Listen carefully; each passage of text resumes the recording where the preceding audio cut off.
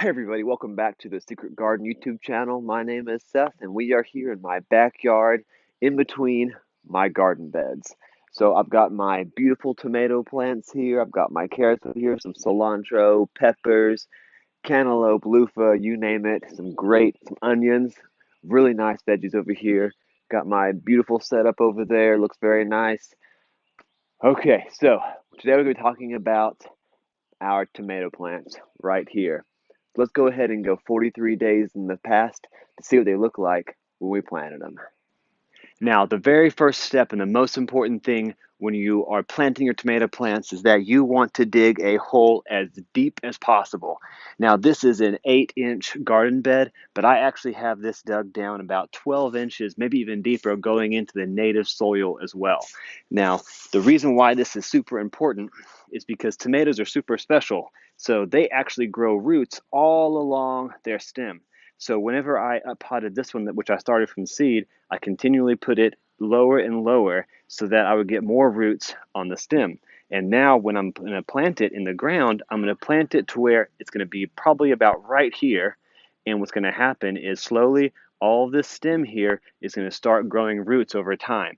Now, that's really, really important because that'll make it way more drought tolerant because it has roots going way lower. And so throughout the year, it won't dry out hardly as much, which is really good. Also, going lower in the ground is going to get way more nutrients. It's going to be able to support a much larger, bigger plant to give you way more tomatoes. If you have a kid, you have to smash that like button. Now, one quick note, if you do want to start your tomatoes by seed, you should start them about 2 to 3 months indoors early. And I actually have a link above where I show my seed starting setup that I do in my garage. It worked really well, and that's how I grew this tomato plant. Now, the next thing is that we have to have our fertilizer for our tomato plant.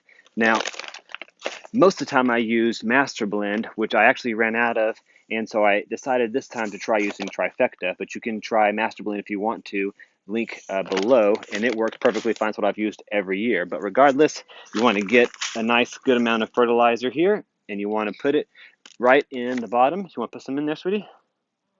Mm-hmm. There you go. Just sprinkle it all in. And I do a nice, there you go, put that in there. You want to get a nice handful of fertilizer, and this will help it throughout the year. Just like that, all the way around. Good. Okay. A little more. A little more? Okay, a little bit more. Now. I think the plant will be very hungry. Okay, now, also what I like to do is use fish bone meal. Now, this is not tomato specific. This is really for any of your plants. It really helps all of your plants grow a lot better. So I'm going to use some fish bone meal. Now, it definitely smells like fish. It definitely smells like fish. It's got a very fishy smell, so you want to keep it in a container like this so that you don't have cats attacking it because it definitely smells like fish. Okay, good. Let's close that up. Now something tomato specific is calcium nitrate. Now this is not a requirement, but what this does, very important with the calcium here, it actually helps preventing blossom end rot. So if you have blossom end rot issues, places where it rains too much usually happens, or even if you have that cracking around your tomatoes, this actually helps a lot to where you don't have that issue. So we are actually going to take, for one plant, you want 1 tablespoon of calcium nitrate. You won't want too much. Now you can get water-soluble type of this as well. If you do that, you want to make sure you never spray the leaves of your tomato. It will burn the leaves. You want to put this only once whenever you are planting your tomato, where you, here, just use this. You just want to put it once in the hole when you're planting your tomato. Good.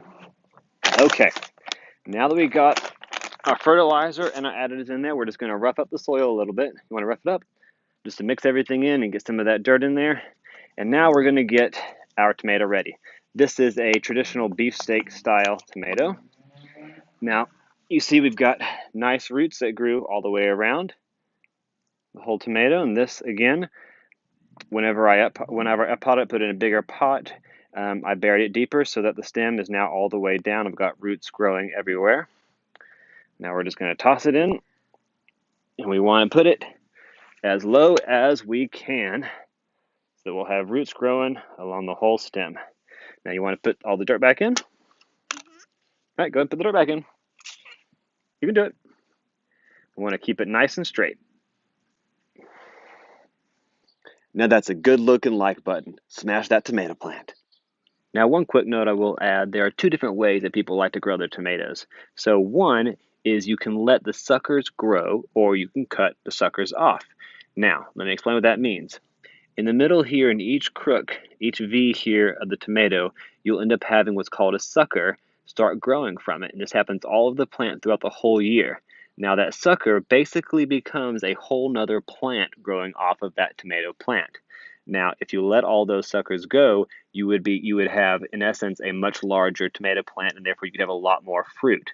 Now, the issue is if you don't have enough nutrients for your tomato plant, if you didn't bury it deep like this, you could have issues where your tomatoes don't get as large because you have way too many tomatoes that the plant cannot handle. But I have found that if I can leave all these suckers on, if I bury it deep, if I give it all those nice nutrients that it needs, and I'm also going to give it compost randomly throughout the year, and I can leave all those suckers on, I'll have much more tomatoes throughout the year. Now, if you want, you can pinch those suckers off. You can pinch a few of them off. However you want to shape your tomato will be perfectly fine. Hey everyone, we're doing a bye-bye thing to this video. I hope you like this video. You do? Okay. You have to do, right? You love it so much, right?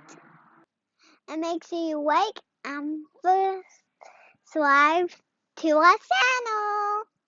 Bye. We'll see another video soon.